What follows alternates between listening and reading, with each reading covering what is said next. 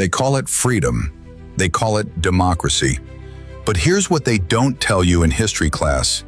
In Congo, 1961, Prime Minister Patrice Lumumba wanted to nationalize uranium. According to declassified CIA documents, President Eisenhower ordered his assassination. Lumumba was executed, his body dissolved in acid. The CIA installed Joseph Mobutu, who ruled as a dictator for 34 years. In Chile, 1973, President Salvador Allende nationalized copper mines. Historical records from the U.S. State Department show the CIA spent $8 million destabilizing his government. General Pinochet overthrew him in a coup.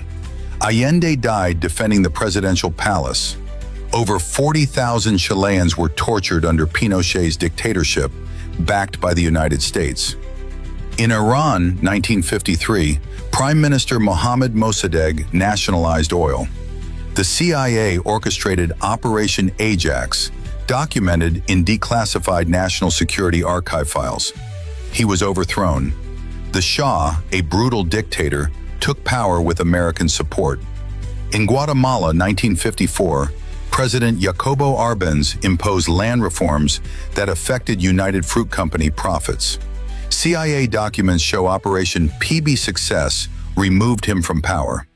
A military dictatorship followed. 200,000 Guatemalans died in the civil war that followed. In Vietnam, 1963, President Ngo Dinh Diem refused to follow American orders.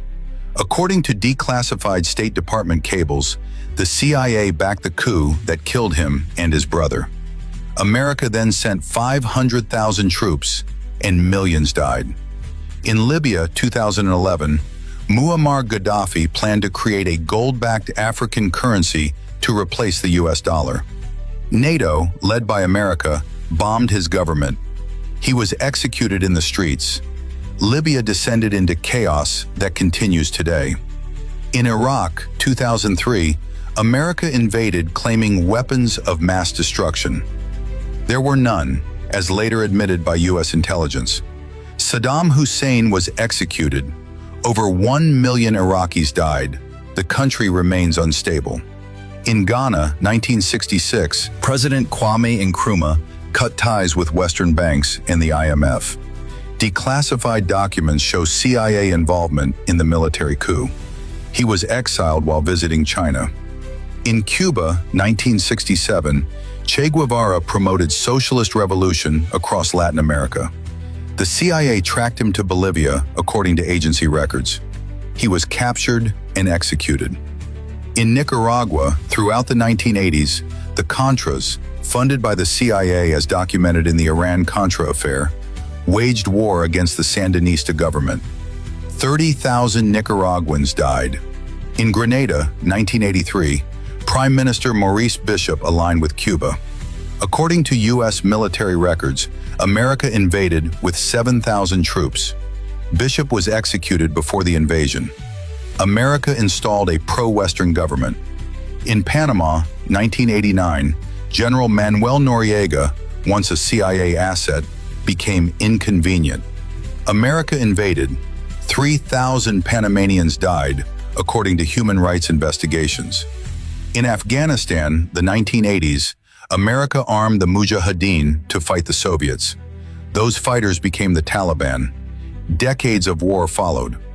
In Venezuela, 2019, America recognized Juan Guaido as president, not Nicolas Maduro, the elected leader. Economic sanctions crippled the country.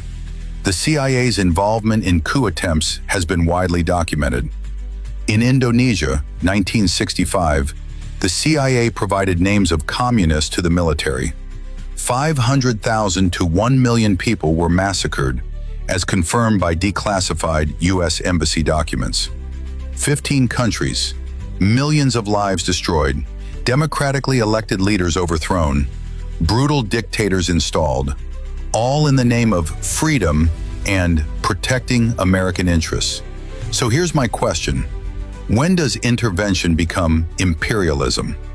When does defense become aggression?